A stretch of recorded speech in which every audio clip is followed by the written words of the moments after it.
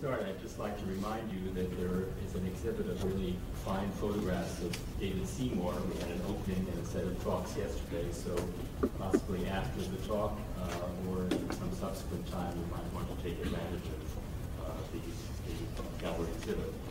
Our speaker today is Dr. Thomas Schaller. He's an associate professor of political science here at UMBC. He's the co-author of Devolution and Black State Legislators, Challenges and Choices in the 21st Century. And he's published academic articles in the American Review of Politics, Constitutional Political Economy, Presidential Studies Quarterly, Public Choice, and Publius, the Journal of Federalism. Now in his 9th year at UMBC, he teaches in American government, including the U.S. presidency, Congress, and interest group behavior, and he's the director of Political Science Department's Legislative Internship Program. Tom is a twice-monthly columnist for the Washington Examiner. He's published commentaries in the Washington Post, the Los Angeles Times, the Boston Globe, the Baltimore Sun, Salon, and the American Prospect. And he's appeared on NPR, WYPR locally, C-SPAN, Canadian Broadcasting Corporation, and NBC News. In 2004, he gave a series of lectures on the American presidential election in India, Turkey, and Italy on behalf of the U.S. Department of State. His new book is entitled Whistling Past Dixie, How Democrats Can Win Without the South. It's just published officially today, is that right? Tuesday. Tuesday, all right, and it's for sale and can be autographed after the talk. It received a very fine review in this past Sunday's New York Times book review section. So knowing Tom before this, I think we're in for a good treat and you will be educated as well. So, thank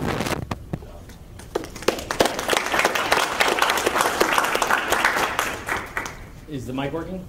Yeah. All right. Thanks to Bob Burchard and the Friends of the Library for inviting me. I'm really excited to be here. It's been a good week, and the book is coming out, as Bob said, on Tuesday, with the early reviews looking pretty positive. So I'm very excited about the project, which I've been working on for about 18 months now. Most of you on campus, certainly those of you know me, know I'm a Democrat and a liberal Democrat. And as I was traveling the country writing this book, and certainly in Washington, I would run into a lot of Democrats, including top-level Democrats who worked for Clinton and Gore and Kerry and so forth. And they'd say, well, what's your book about? And I'd say, it's called Whistling Past Dixie, How Democrats Can Win Without the South. And the title's and the subtitle are pretty self-explanatory. And they would sort of look at me for a second, their head would turn like a dog responding to a whistle or something, and they would say, can we? And then I would sort of work through some of the traditional, conventional wisdom hurdles that I think people have, or crutches that they've relied on in the past in terms of how big the South is relative to the rest of the country, and the fact that the last 3 Democratic presidents are from the South, and whether there's an historical analog or precedent for this. And after I'd sort of give them the 60-second explanation of why we certainly can, they would sort of stop, even despite that empirical evidence and historical background that you're going to see here today, and they would go, well, we just can't. So they would go from we can to just we can. It's almost a refusal, a stubbornness, a donkey stubbornness, if you will, to believe that this can be done. I not only think it merely can be done as possible, I think it's more probable, and I think it's very workable for the Democrats moving forward to build their majority out of the South. Now, as I mentioned, the top 3 instant reactions to this premise is that, first of all, the South is just simply too big. It's too much of the country to write off and win a national presidential election. And by the way, the book is not just about presidential elections, it's also about down ballot, Congress, governors, state legislatures, and so forth. The second is that, well, this simply has never been done and so forth, which is actually an ahistorical assertion. And the last claim that I get is that the last 3 Democratic presidents were from the South, and if it worked in the past, it therefore must work in the future. So let's take these sort of 1, 2, 3. First of all, for those who know their partisan history and partisan realignment history, the South was, for the longest period of time, basically from the end of the Civil War, there was a period of radical republicanism in the South when the troops were there, at least until 1877. But basically, from the Civil War and certainly after the end of Reconstruction. The Democrats own the solid South, as we all know, and yet the Republicans in 18 elections in a 72-year period from 1860 to 1932 won 14 of them. In fact, the only 4 presidential elections that the Democrats won in that 72-year period were 2 non-consecutive wins by Grover Cleveland, neither of which he got above 50% pure majority of the vote, okay, in the first sort of realignment between 1860 and 1896, and 2 consecutive wins by Woodrow Wilson, in which case he neither time did he get above 50% of the vote. So for a period of 72 years and 18 presidential elections, no Democrat got above 50% of the vote in 18 consecutive presidential elections, although there was one exception, that 1876 election, when Samuel Tilden actually did get 51% of the vote, and then the dirty, corrupt bargain between Hayes and Tilden, which moved the electors from 3 southern states, South Carolina, Florida, and Louisiana, brokered the deal where the popular vote loser, Hayes, much like Gore, was the president inaugurated in 1877 in exchange for removing the troops and the end of Reconstruction and, frankly, the start of Jim Crow. So in 18 elections, the only one the Democrat got above 50%. The Republicans got the White House anyway. And so clearly there's a historical analog for this happening. Second, the South is growing, or pockets of the South are growing. Of the 11 southern states, and unless I say otherwise, I basically am defining the South as most scholars do as the former Confederate states. Some of the southern states actually have fewer members of Congress and therefore fewer electoral votes than they did 100 years ago. In fact, 5 of the 11 states do. Tennessee has, I think, the same, and the other 5 are bigger than they were a century ago. Now, some of the ones that are bigger are much bigger, like Texas and Florida, most notably. North Carolina is growing, and Virginia, for example. But when you look at the electoral cloud in the next slide here, you'll see that the South has basically held steady at about 27 to 31% of the electoral cloud, the political votes in the Electoral College, House, and Senate for 130 years. And that its population surely has moved out of the Northeast and Midwest. It's been replaced by the far West. Lastly, if you remove Florida, which is clearly, and I'll talk about it at different junctures during the lecture, clearly the least southern of the southern states, in part because it has the least native Southerners in it. If you remove Florida from the equation, the South actually cast fewer electoral votes than it did 50 years ago, and certainly than it did 100 years ago. Florida was a sleepy backwater with 4 electoral votes at the turn of the last century. Now it has 27 electoral votes. Let's take a look at that. This is the regional share of electoral votes. Here is one difference. To keep it simple and make it 4 regions, I added Oklahoma and Kentucky, which some people categorize as southern states. You can call them border states.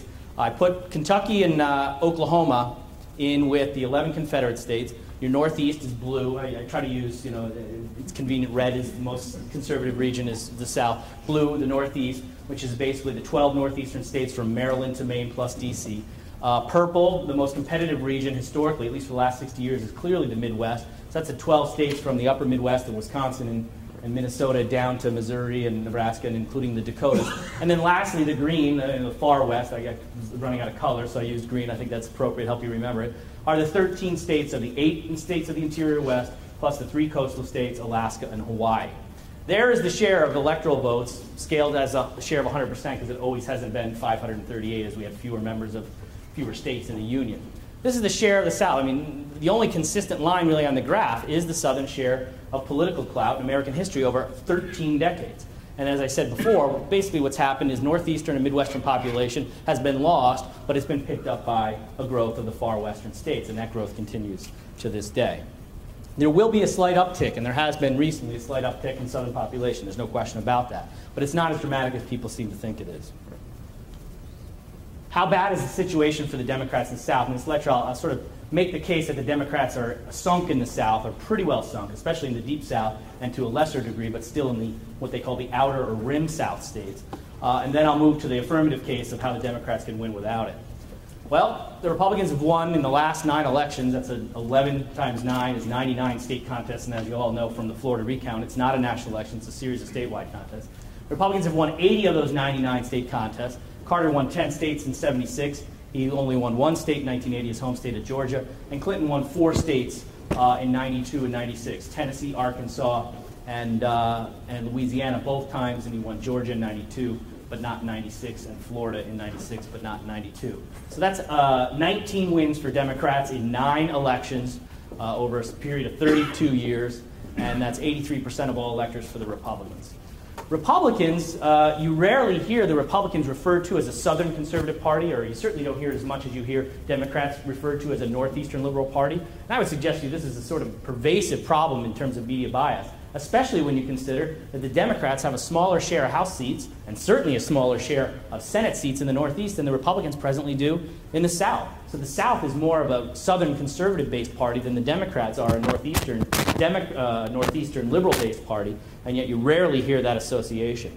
And indeed, the Republicans don't want to have that association. If you remember back to the 2004 convention, aside from the president himself, the only Southerner who spoke in prime time in Philadelphia at the 2004 Republican National Convention was a Democrat, Zell Miller, and his speech was considered the lowest moment of the convention.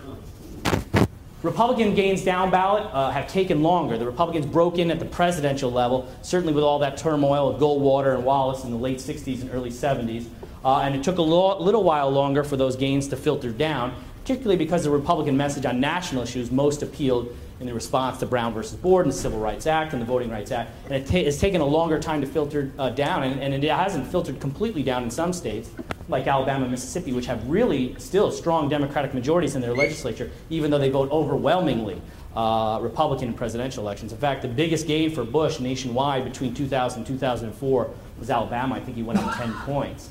So, but it has filtered down slowly. There wasn't a single Republican senator or governor in the United States from the South in 1960, and now the Republicans have 7 of the 11 governors. They have 18 of the 22 senators, as we already spoke about, and about 5/8 of the seats in the House.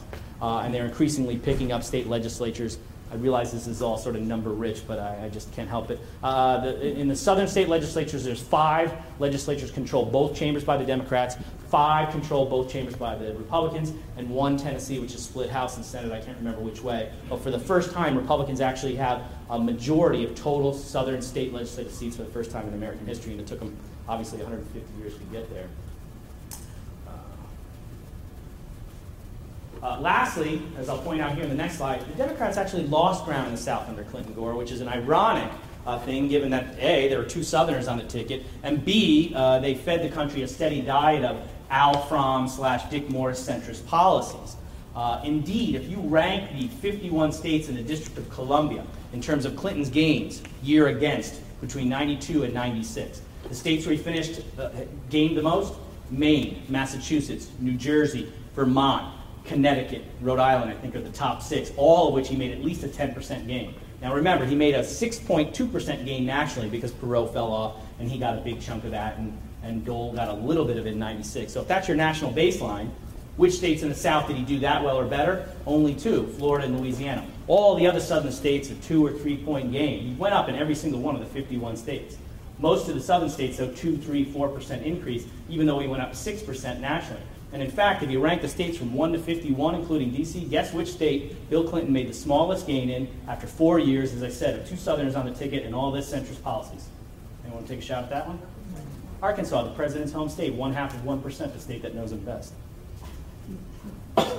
Here, I think, is, if I had to tell you 2 takeaways, it would be this chart and a figure that's going to come up shortly, is the margins, the 2-party margin between the Democratic and the Republican candidate in the South, the 11 states, and then in the other 39 states. Okay? What's fascinating to me about this, and when I discovered this result, I almost fell out of my chair. I was so surprised by it. Jimmy Carter did better in the South than in the non-South in both of his elections, even when he lost in 1980. But he went 1-1. And what's most interesting is that in 1976, when he carried every state except for Virginia in the South, Carter won by 9.4 percentage points. This is the total votes in the South, so it's not like an average of the 11 states, or you could say it's a weighted average, right? 9.5 points better than Ford in the South, and he lost the South, the non-South, slightly. The net difference between South and non-South performance is plus 9.5 for the Democrats in the South in 1976. Now jump forward just 16 years and 4 presidential cycles later. Clinton wins the non-South by 8.1 points, loses the South by 1.4. I swear I'm not making this up. The Democrats lose the South relative to the non-South by 9.5 points. That is a 19-point net swing in just 16 years, and yet Clinton won. In fact, Clinton won twice. Clinton, sure, is from Arkansas, born and raised and came of age, just like Carter, born and raised and came of age in Georgia, and Johnson, born and raised and came of age in Texas. But to say with the last 3 Democratic presidents are Southerners is true in terms of where they were reared and where they came of political age.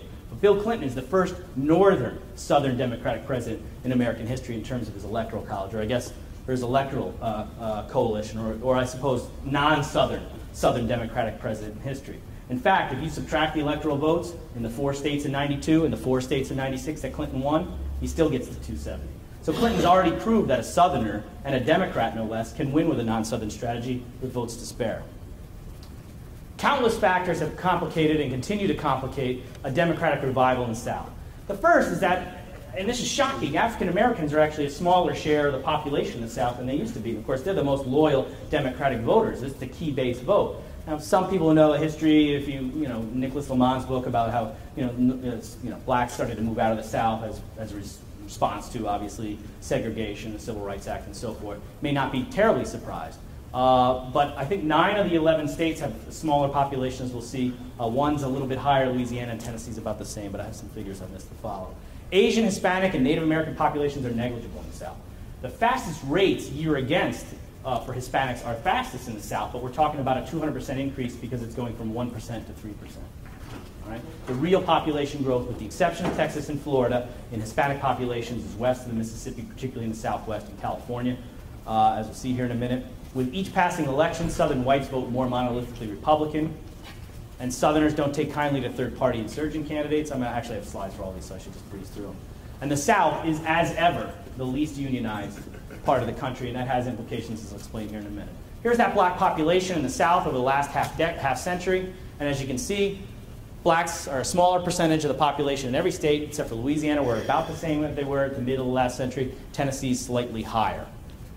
States with double-digit Hispanic populations, look at Connecticut, Utah, Rhode Island, some states, Illinois, New Jersey, you might not suspect, have double-digit Hispanic populations. Southern states aren't even close to being on this map, with the exception of Texas and Florida. The top 10 states by share of American Indians or Native Alaskans, as you can see, there's no Southern states. The closest you come is Oklahoma as a border state with 8%.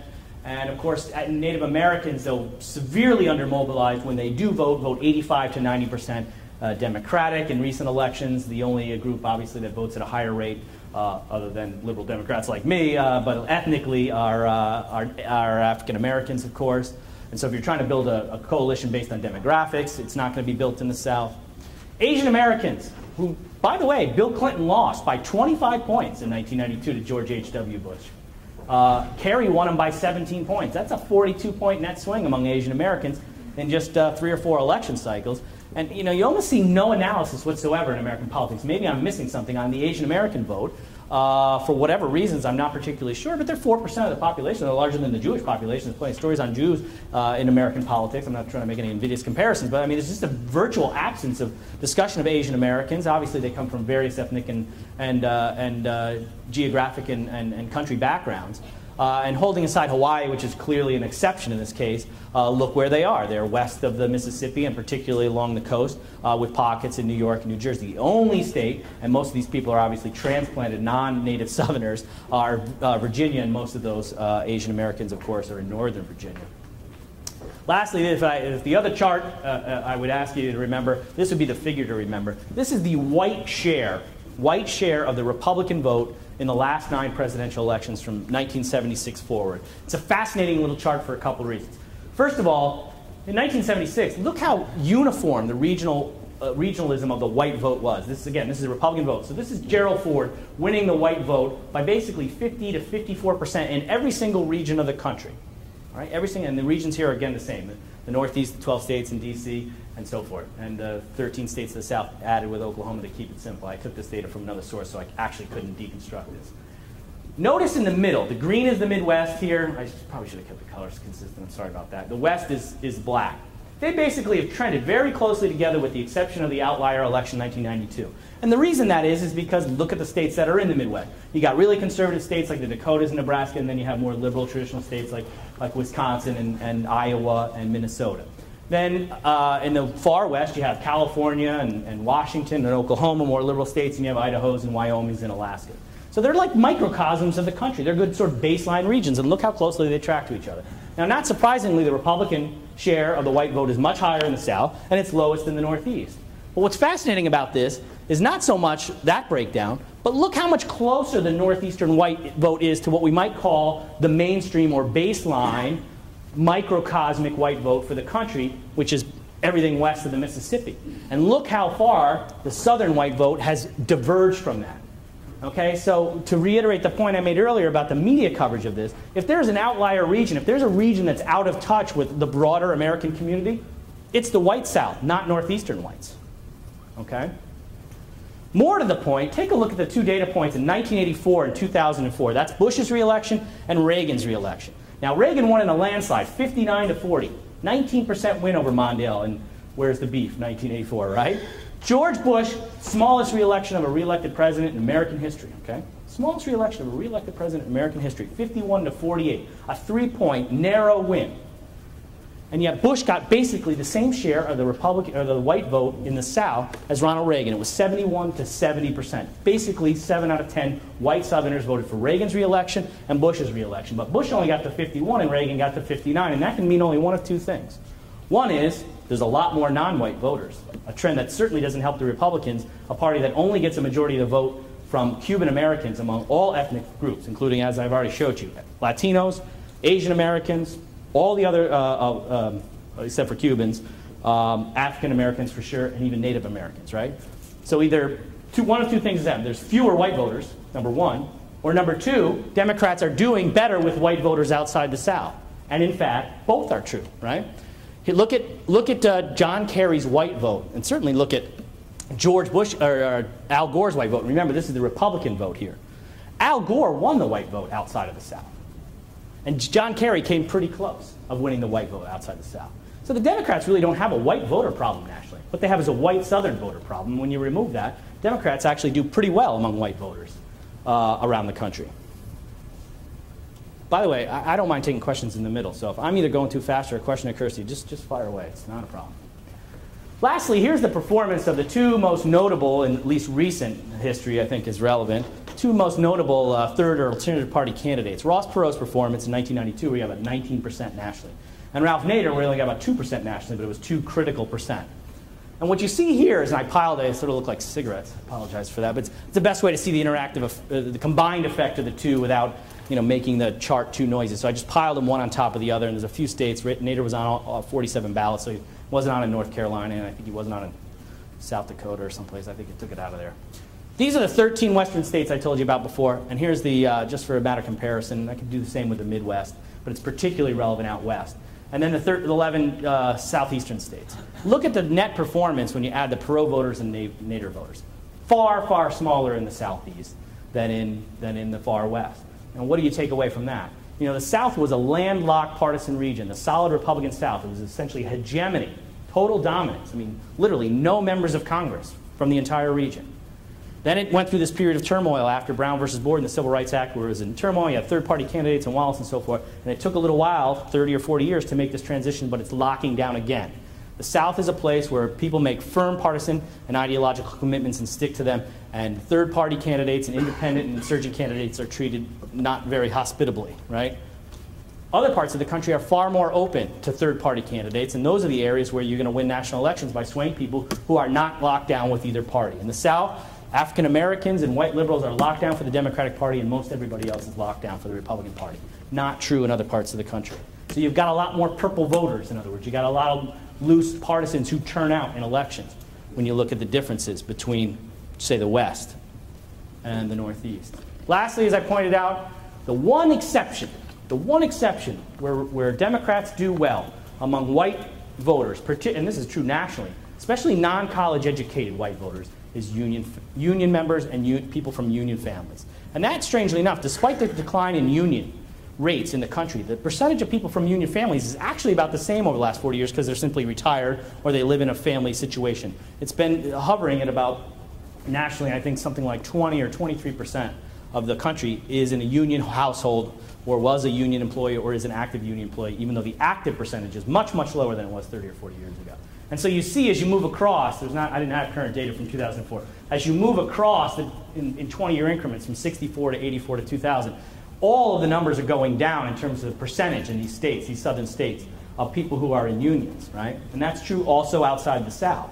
But I also put the rankings so you can see where the states rank from 1 to 50, including the states who are not on the graph. And look at the South. The highest rank at any time in the last 40 years for any southern state is Alabama, and it still didn't even make it into the top half at 28. And the southern states are consistently in the 30s and most of the 40s. In fact, North Carolina and South Carolina, the textile background of the United States, have basically been fighting it out for 40 years for the honor of being the least unionized state in America. And so unions, which is the one area where Democrats can get non-college educated white voters, particularly non-college educated white men, to vote arguably against their cultural issues and still vote the economic platform of the Democratic Party, that hook is going to catch the least fish in the South because that's the least unionized region of the country and has been, and it was the region, of course, that fought the child labor amendments and many of the labor reforms in this country, sometimes violently so. All right. Hopefully I made the case for you that the South is going to be very, very dry, non-fertile tilling for the Democrats in the near term. Just as an aside, I think that will change. The South is increasingly becoming assimilated as people move in and out of the region, as people move into the region from other parts of the world, in fact. And I think in 30 or 40 or 50 years, those differences will be harder to see than they are now, just as they're easier to see today than they were 40 or 50 years ago, because those differences were not as salient. Two political scientists, Byron Schaeffer and Richard Johnston, have written a book called The End of Southern Exceptionalism, where they take a look in a very sophisticated econometric analysis of the changing demographics of the South, and their book is titled The End of Southern Exceptionalism. And I think in 30 or 40 years, what they are projecting will come to pass. And I think the point here that I'm making is, do the Democrats want to wait around for 30 or 40 years until the South becomes fully acculturated and assimilated into the rest of the country to wait to begin to build their majority? And I would suggest to you that that's not very good politics, and it's going to be bad for American policy if they do. In any case, I hope I've defined the problem, so what's the solution? And in the second half of the book, the last 4 chapters, I basically lay out the where, the geography of where the Democrats can build a Southern majority. In Chapter 5, I lay out the who, what is the demographic coalition within those 20 states that they can convert, persuade, and mobilize to push those states from red to purple, or purple to blue, or maybe even red to blue. And then in the 6th chapter, I offer the why, which is essentially the elevator pitch and the platform and themes and policies that they can use to persuade that who in that where. And then the last chapter is the how. It's 7 tactical recommendations of how you can implement that policy and thematic platform with those voters in those states. So where are they?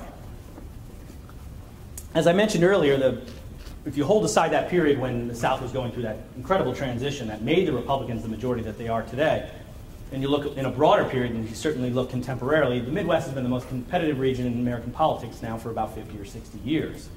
And it continues to be so. Of the 9 closest states in the last election, 5 were in the Midwest, for example, in the presidential cycle. So the Midwest is clearly the most purple region, and that cannot be foregone. And so that's clearly in play. And as I would suggest to you here, the 8 interior West states, by which I mean Idaho, Wyoming, and Utah, which will be harder, clearly, but especially the southwestern states, which are growing rapidly, Colorado, Arizona, Nevada, New Mexico. Those 8 states, plus the 12 Midwestern states, in a diamond, as I call it, and I'll try to do it from your view, from Cleveland to Helena, Montana, to Las Vegas, to Tucson and back. That is the state of play. And that's where the Democrats can build a majority in and among the remaining 39 states that are outside the South. The metaphor that I use here in the book is that of trying to fill a fruit basket, right? And if you were in a race to see if you could get there first, right, and you were trying to fill your partisan fruit basket, how would you do it? What would be the most efficient manner? Obviously, you want to take the fruit that literally God has windfallen at your feet. It's right at the basket, okay? And what I'm suggesting to you is that the current blue states, the Northeast and the Pacific Coast states, that's like your windfallen fruit. And as I already pointed out to you, the Democrats haven't maximized their control over the Northeast. They haven't. They have fewer seats in the Northeast in Congress than the Republicans have in the Southeast. So there's room still to bluify the blue states. Next, you would take the low-hanging fruit that requires no step ladder, or maybe not even reaching much farther than above your shoulder. That's the Midwest, the most competitive region. That's the low-hanging fruit. Third is the opportunity, right? Middle of the branch. You got to climb up a little bit in there, and I would suggest to you that's the interior West, particularly the Southwest. And then last, and only last, because politics is about economics, about doing things with scarce resources, would you go to the top of the tree, which is where the southern fruit is, and particularly the very tip top of the tree, which is where the deep south fruit is. And remember, to extend to continue the metaphor, when you put a ladder and you lean it up against an apple tree, I'm from upstate New York, so if you know something about picking apples or fruit, I mean, that's where you're most tenuous. That's where the trunk is the thinnest. That's where you're most likely to topple over, right? And also, it's the farthest place to return all the way back to your basket. Right? If one party starts at the top of the tree and the other party starts with a windfall and fruit, you know who's going to fill their basket first. So I basically argue that the Democratic diamond is the state of play, and that the Democrats, having clearly scarce resources, in fact, more scarce resources than the Republican Party, which is better supported financially, cannot afford to try to recapture an old Northeast, Southeast Democratic coalition that started in the New Deal and has long since collapsed. And where are the seats right now in this cycle? And this will change cycle to cycle a little bit, but I think it's pretty consistent. I took this data from the people who are in charge of trying to win these majorities. Bill Richardson, the governor of Mexico, was kind enough to talk to me. Chuck Schumer, who's in charge of the Senate Campaign Committee this cycle. And Rahm Emanuel's targets, who's in charge of the House, the Democratic Congressional Campaign Committee charged with capturing the House. Look where the races are. The top governor's races, and these are straight from Bill Richardson's mouth. California, which I don't think the Democrats are going to win. Colorado, which they're ahead in. Maryland, I don't have to go into too much detail. Massachusetts, Deval Patrick's way ahead. Elliot Spitzer way ahead in New York. And Ohio, where Ted Strickland, the congressman from the 6th District, is way ahead. I think they're certainly going to take Ohio and New York and Massachusetts back. And Maryland, I think, is toss up with a slight O'Malley advantage, but no guarantee. Colorado looks pretty good for Bill Ritter, and I think California's gone. So the Democrats are going to pick up probably a net of 4 to 5 governorships, and they're going to all be outside the South. And the Democrats, if they do, will have a majority of about 27 or 28 governorships for the first time since the early 1990s. U.S. House of Representatives, Charlie Cook of the National Journal, using this group called Polydata, they take all of the presidential voting districts, presidential voting data, and they recombine it by congressional district to get a sense of how well the presidential candidates do in districts, because you can't really tell that from looking at the congressional candidates, because many of them are wildly popular, they have huge fundraising advantages, and so a candidate could win the congressional race running virtually unopposed with 70% of the vote, but the presidential vote was a 50-50 split. There are presently 24 districts in the country. Don't look at the numbers I just said. There are, well, let's just do the overall numbers.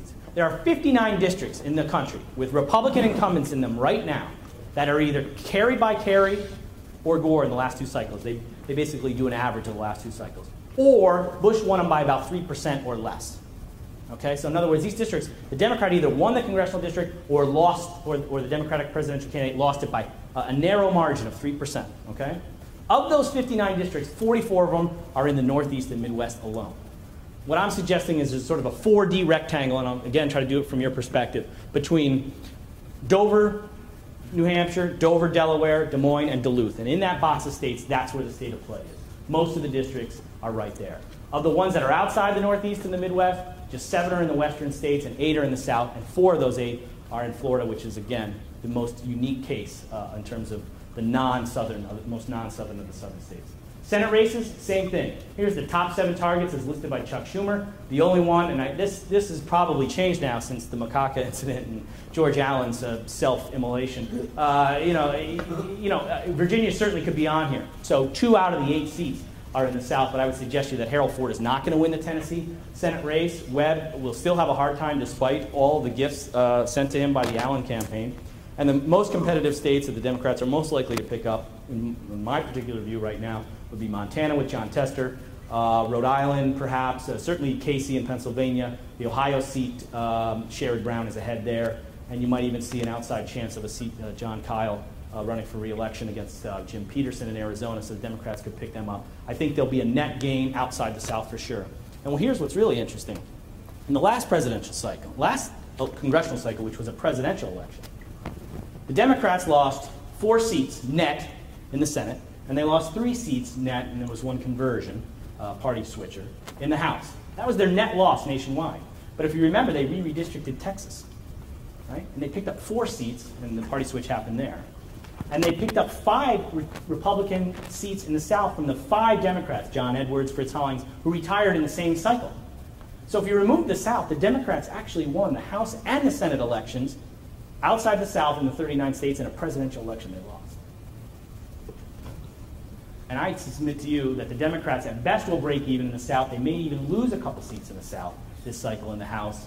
I don't think they'll gain any of the seats in the Senate, and they'll make their net gains if Nancy Pelosi becomes the next speaker, and somehow, I think it's far more long shot, Harry Reid becomes the next Senate Majority Leader. They will owe their leadership roles to the fact that the Democrats made gains in the other 39 states. Lastly, the presidency, it's really just, it's not even any contest here. Kerry won 14 states. I think I have a slide for this. Do I? Oh, sorry, that's this one. In the 2004 election, Kerry won 14 states, or 13 plus DC, for a total of 183 electors. Bush won 25 states for 213 electors by more than 5% each. So the built-in advantage in terms of states that are non-purple states, or sort of blowout states, and that's, 5% is not exactly a blowout, but wide enough that it was comfortable. The built-in Republican advantage, at least as of sort of the last two cycles, is about 30 electoral votes. And that's been enough for them, right? They basically won the last two presidential elections by 30 or fewer net electoral votes. Look where the competitive states. These are all the states that were decided by less than 5% between Kerry and Bush. And in fact, Florida was actually slightly above 5, but I put it in there just to give Florida, the only southern state on the list, the benefit of the doubt. And again, look what state it is, the least southern of the southern states. And look where the most competitive states are. You've got almost all of your southwestern states, Nevada, New Mexico, Colorado, and you've got that pocket of midwestern states. Michigan, Minnesota, Ohio, you got a northeastern state, Pennsylvania, Wisconsin, and you got a western state out there in Oregon. The state of play is clearly not in the South, nor is it really in the Northeast. Finally, as I said in the last chapter, I get to what I call sort of tactical solutions. Like, how do you implement this strategy? I'm skipping over a lot of the demography, but maybe we can have some questions about that. It gets, seniors and minorities and women and stuff. We can talk about that a little bit if you want to ask in the Q&A. I offer 7 tactical solutions in the conclusion of the book.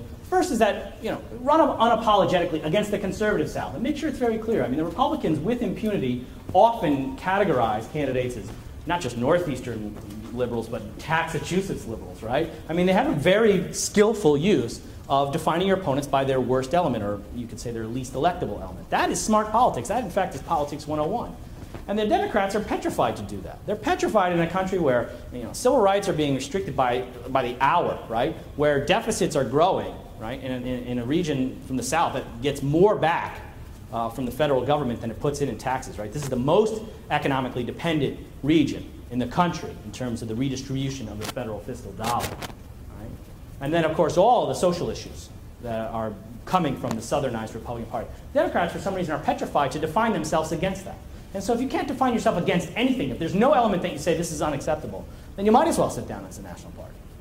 Okay? You might as well sit down as a national party. So run unapologetically against the conservative South. Now, there was a chapter my editor decided we should take out of the book because it was getting kind of long.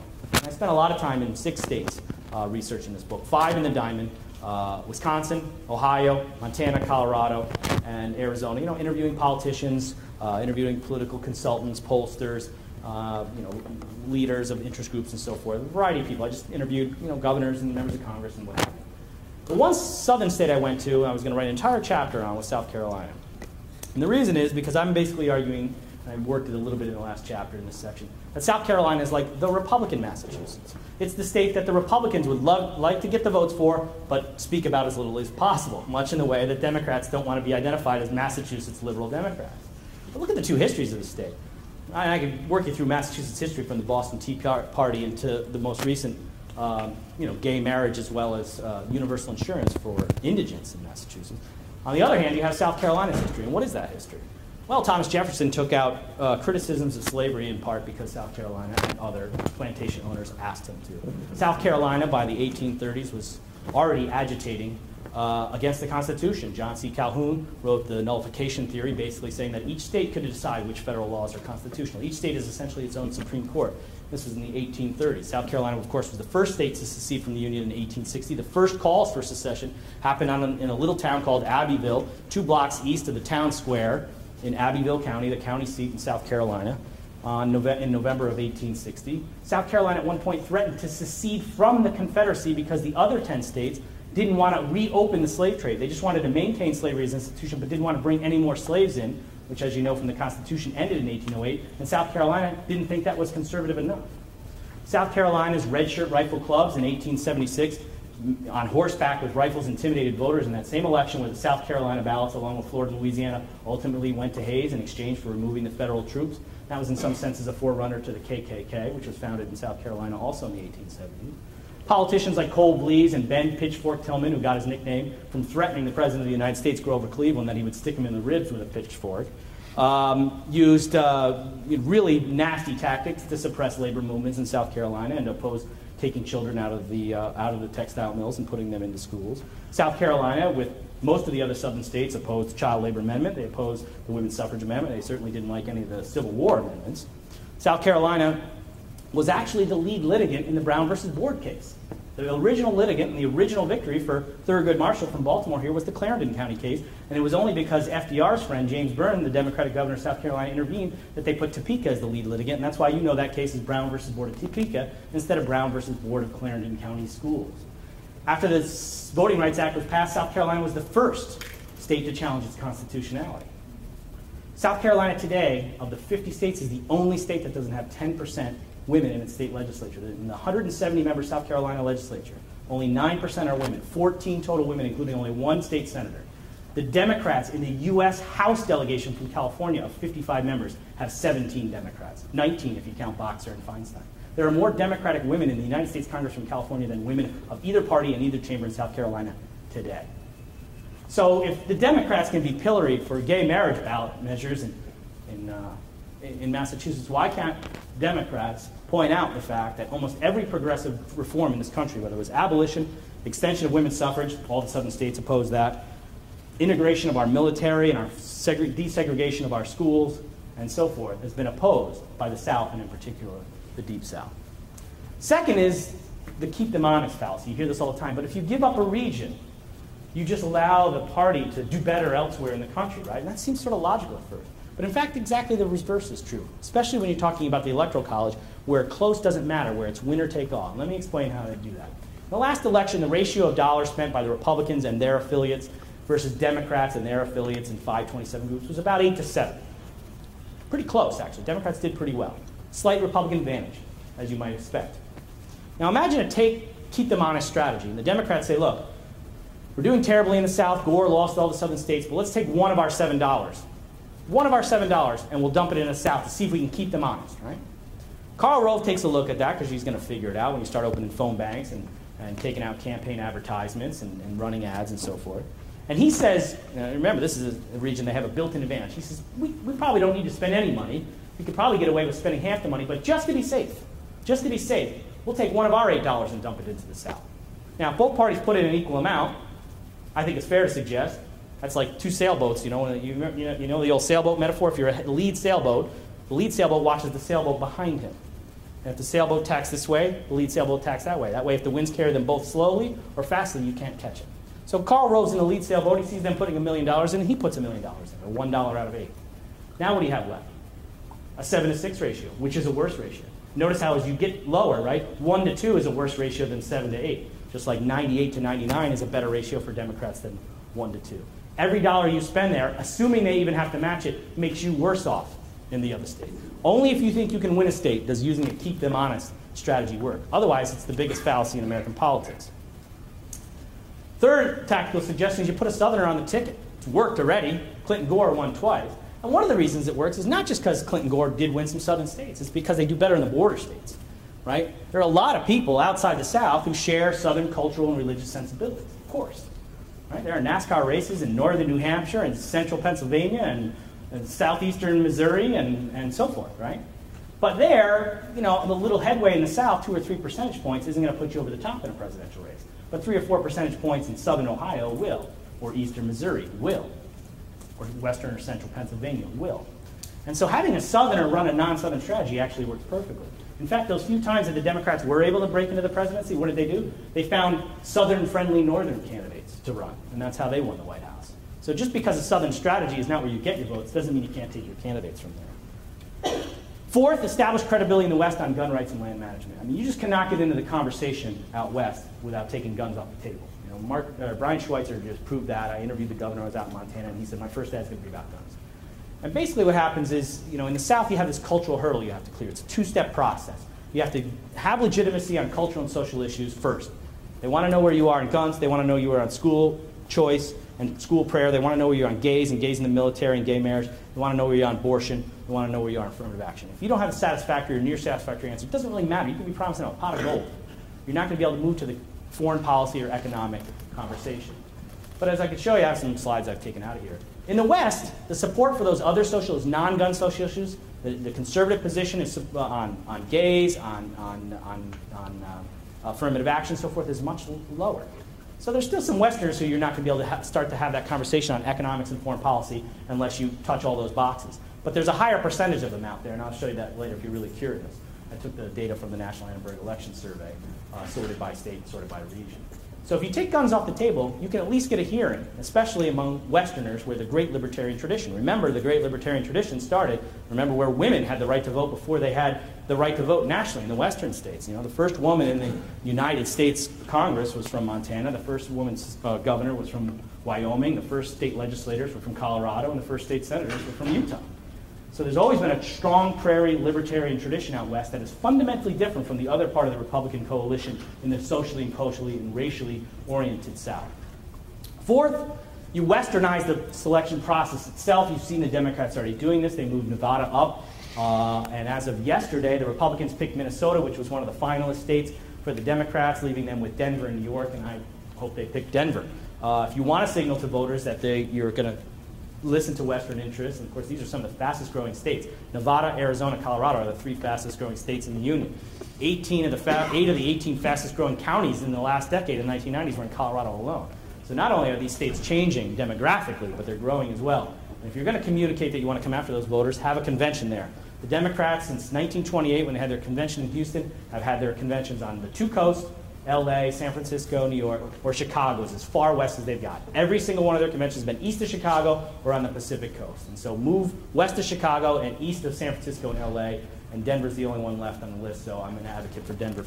Phoenix was originally on the list, but they I guess didn't want to do it or something, I don't know. Target small state Senate seats. Right now, in the United States Senate, the Republicans have 2 senators from 21 states. The Democrats have 2 senators from 16 states, and the other 13 states are split, if you count Jeffords of Vermont as a Democrat. So let's take the 13 states out of the equation, right? Because obviously the population is equal for both of those senators.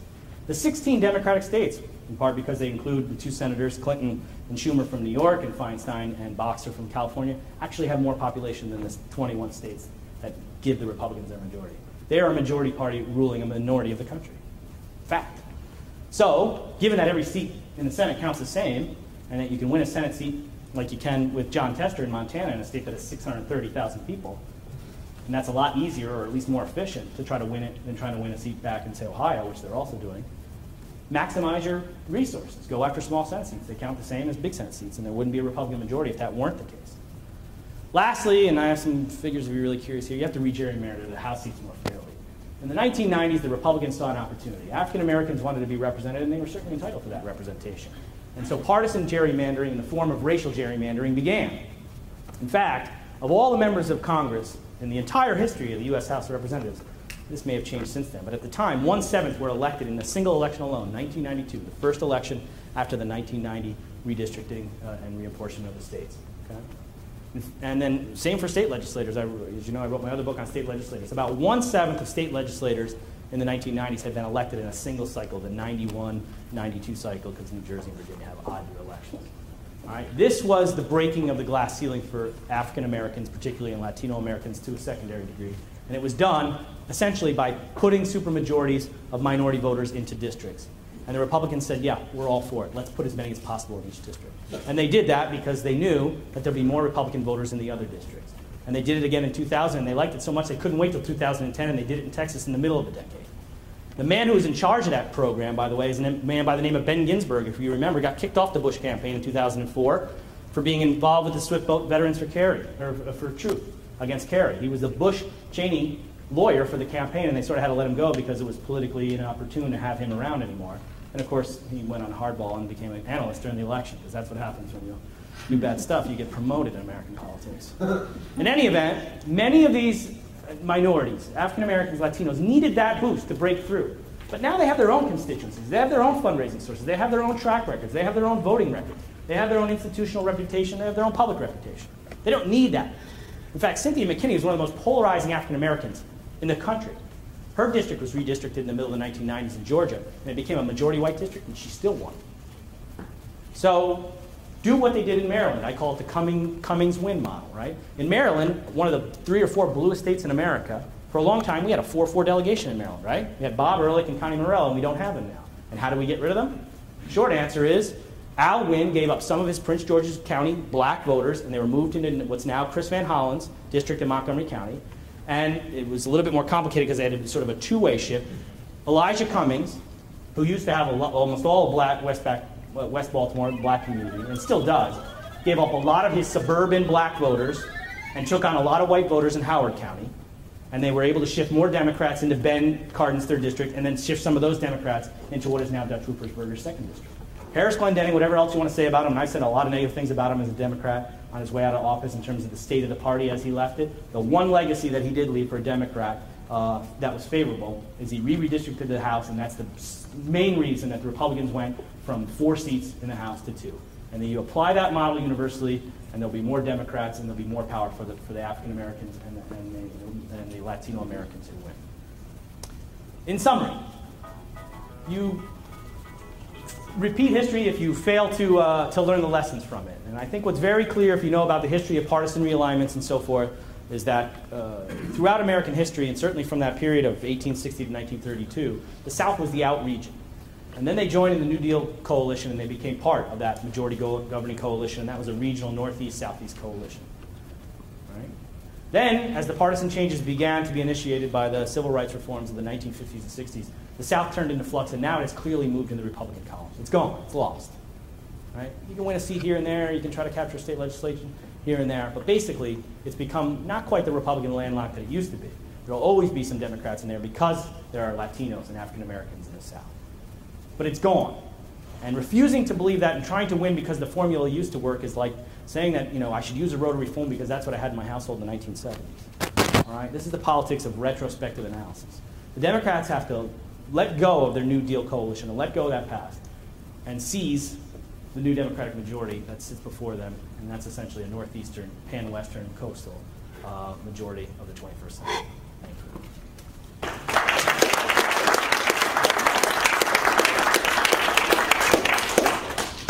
Lots of food for thought, and that was breathtaking. Entertain a few questions. Don. I'll lead off. That was terrific. That was really terrific. Oh, I appreciate that. As a bred and born Southerner who sat on his grandfather's knee and learned in the 1950s about yellow dog Democrats, those same yellow dog Democrats, and that's a voter who would vote Democratic if a yellow dog would win, right? They're now voting Republican. Sure. All of my relatives in Tennessee are doing that. The question that I've got for you, though, is run unapologetically against the conservative South. Politics is also about policy. And it seems to me that the Republican Party has had a lock on the policy conversation for a long time. Yeah. How do you suggest the Democrats do that? How do they get over being scared that they're going to be called baby killers, right. Tax and spend Democrats, and so on and so forth? How do they do that? Because clearly now they're afraid to do it. This is a great question. I mean, like I said, I skipped over essentially chapters 5 and 6 because it's just too much to cover. But chapter 6, I take a crack at what a lot of Democrats are either ignoring or not trying to do in their books and that are coming out, or I think just do a poor job, which is to sort of come up with this elevator pitch. The Republicans have their elevator. We're the party of values and fiscal responsibility, small government, and strong defense. Now, whether or not they deliver on that is beside the point. People know that that's the brand name for Republicans. There's no question about that, and they've done a very good job of establishing that brand name. They have marketed their party like using the modern technologies that businesses do. I mean, the Republicans have a huge advantage, not just because businesses give money, because they think smarter about these things. There's no question about it in my mind. So what kind of platform would appeal to the non-Southern majority, and how do you articulate it and frame it? I spent a lot of time thinking about this and trying to come up with something I could put in 30 or 35 words. And I essentially came up with these three things. Democrats are the party of strong defense and smart offense, which I think has greater relevance now post-Iraq. They're the party of a culture of investment. And they support the right to, they defend, I forget how I phrase it, inalienable rights, which I normally wouldn't have put anything in about civil liberties or civil rights 10 years ago because I didn't really think that was a triggering issue. Let me work through each of these very briefly. The Republicans have built up, whether they deserve it or not, a huge advantage on defense and foreign policy, that bundle. And it took them 40 years to do it. And in that sense, they deserve it because they worked hard to get there. And they're clearly seen as the daddy party, as the tougher party when it comes to foreign policy and diplomacy and war, let's be honest. George Bush has squandered away most of that. Right now, George Bush is running neck and neck on Iraq terrorism. And it took them 4 years to destroy what Republicans took 40 years to build up. Democrats don't have to win on that issue bundle. They just have to get close and break even. And I think they can do that. And I think their opening point, if they can, half of them voted for the Iraq War, which is the real problem, is this sort of misadventurous cowboyism that we're seeing in our foreign policy right now. Culture of investment. Steel is essentially a metaphor, a really nice meme, if you will, from Republicans. Republicans always talk about investing for the long term. Right? They always talk about that. Now, if you tell people pay us more money in government, and this is not just a semantic difference, right? They're going to say, oh, more government spending. But if you make it seem like people want to invest their money, they will invest their money. In fact, a Fox News poll last year asked Republicans and independents and Democrats whether they thought the problem was government takes too much money or spends it poorly. And Republicans, by a wider margin than Democrats, said that they spend it poorly, not that they take too much.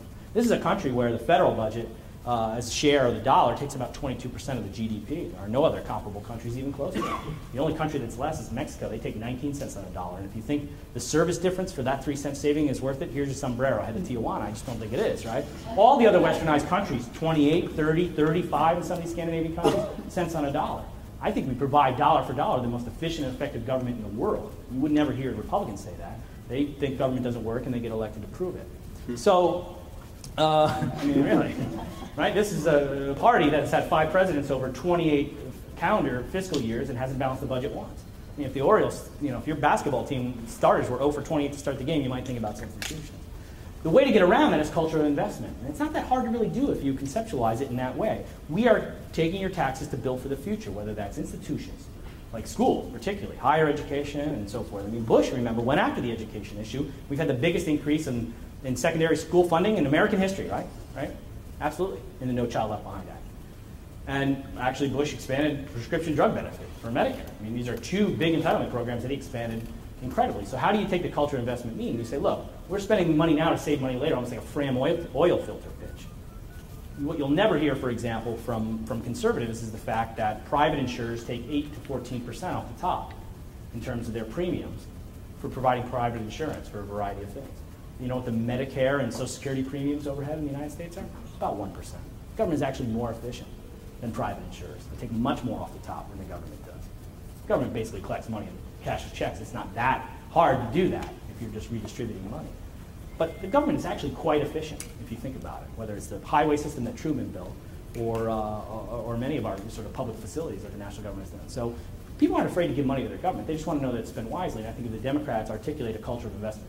Lastly is, the defense of inalienable rights. I just think, right now, with all of the assaults, especially among these swing voters, who are not buying into the social and cultural conservative package that is coming out of the South.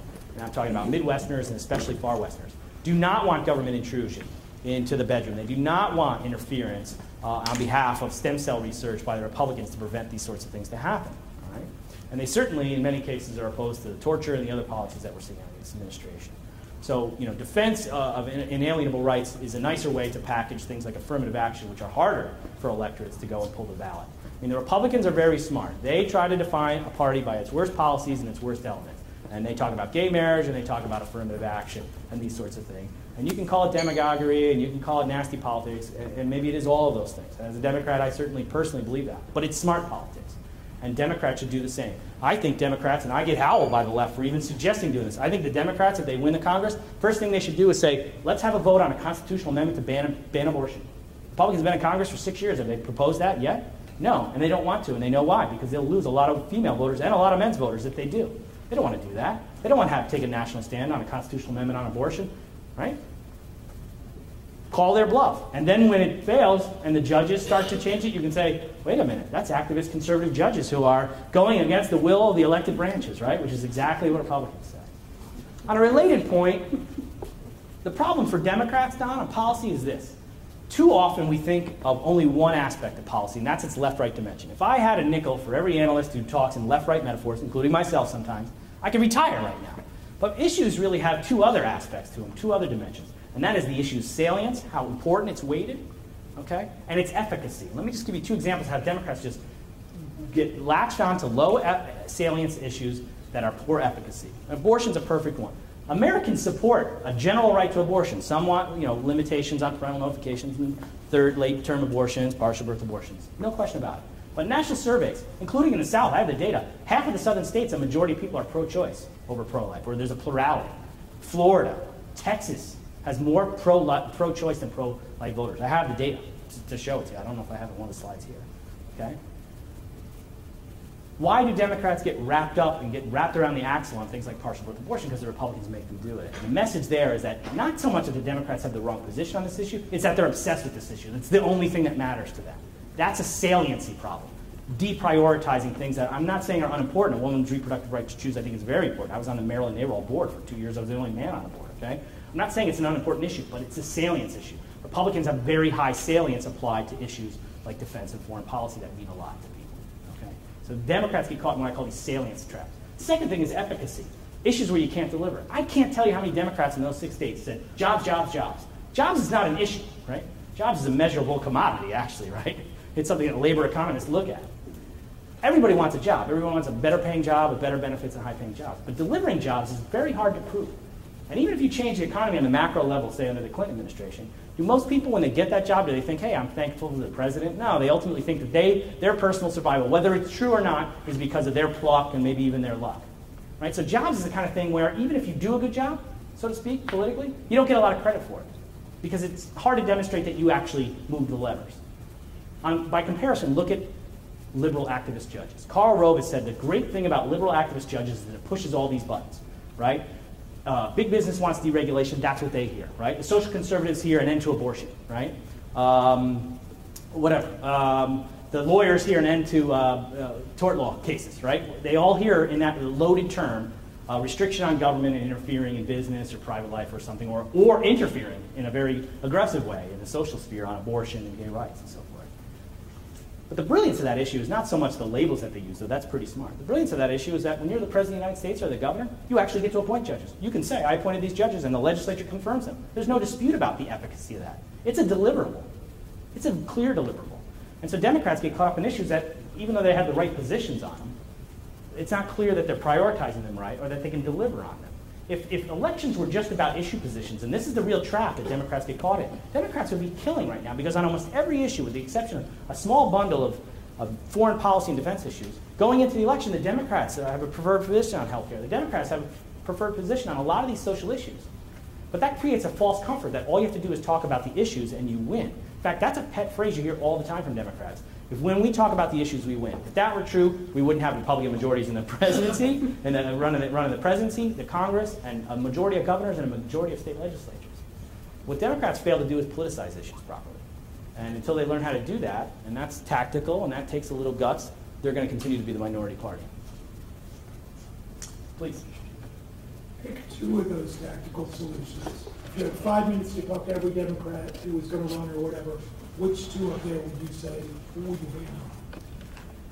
Well, I mean, the second one is about resources, and so that's not something you would want to talk about a lot. I think the Western thing, if I could bundle those together, I would do.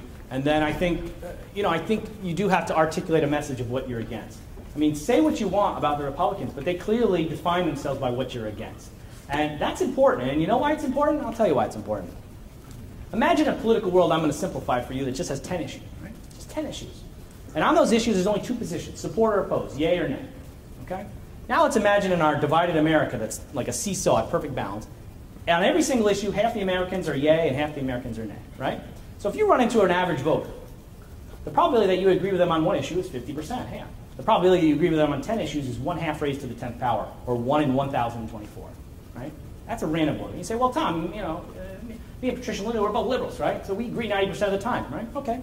0.9 raised to the 10th power is 0.33. So that means if Patricia Anil and I assume she's kind of liberal, right? I'm going to use she as liberal for the moment, right? If Patricia and I are two liberals, dyed-in-the-wool liberals, and we, in a simplified world with just 10 issues and an aye or nay, up or down choice, Probability that we agree on all 10 issues is still only 1 in 3. And what does that mean? It's very easy to find the issue you disagree with and run on that. That's why negative politics works so powerfully. It's easier to get somebody to vote against somebody who they agree with most of the time, even though, precisely because you can take that little, that's what wedge politics is, you can take that little irritant and magnify it. All right? And by the way, I notice I simplified American politics into just 10 issues, even though it's hundreds of issues, and I simplified each of those issues into up or down when on a budget or something like that, there's a range of alternatives. As I tell my students, some of whom are here, if you want to find somebody on the ballot who agrees with you 100% of the time, you better make sure you run for office. Right? So how do politicians get away with the fact that you could find at least one issue and maybe a whole bundle of issues that every single voter disagrees with you about?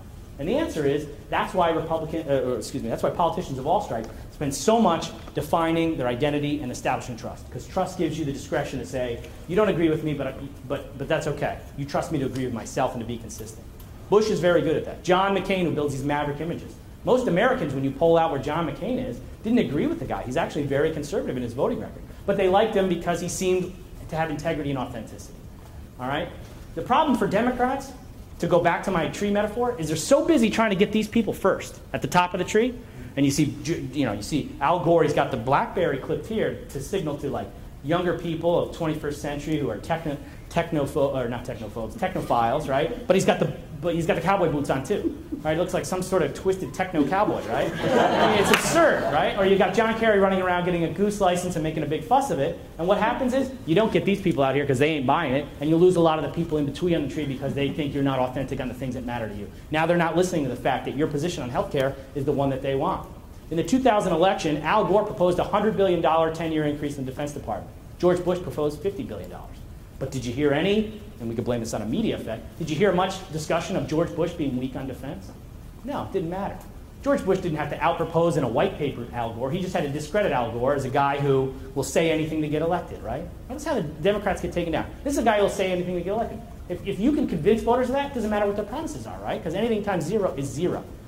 And that's what they're saying. This guy is a 0 because he'll tell you whatever you want to win. Therefore, don't believe anything, even though his policies are closer to you than me. And John Kerry, they just said, well, this is a guy who'll say anything to win, whether it disagrees with what he said yesterday. Right? It's just an inversion of that theme. By going and saying what you're against and saying, look, we cannot run this sort of cowboy diplomacy and foreign policy. We cannot have this radical restriction of our civil liberties and the Bill of Rights. And we're going to be a government that can pay its bills on time and invest for our future instead of cashing in right now. And we are going to stand against the people who are delivering that kind of policy. If you read Kevin Phillips' book, and other books, right? This is where that policy is coming from. And it's clear in the Southern tradition of politics that it's where it's emanating from. When Bush first came to office, 7 of the top 9 leaders in Congress were from the South, and the president was from the South. As Michael Lind, who wrote a book on conservatives, says, we've had Southern presidents who are conservative, and we've had conservative presidents who are Southern. No, he said we've had Southern presidents who have not been conservative, but not conservatives. And we've had conservative presidents who have not been Southern, right? Reagan, Ford, Nixon. But we've never had a Southern president who's a conservative until George Bush.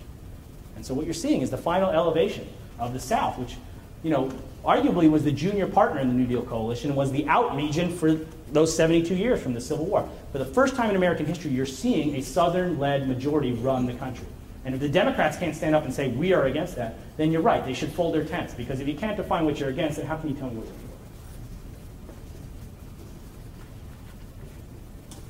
Oh, we're out of time. All of us, and we can adjourn. My books.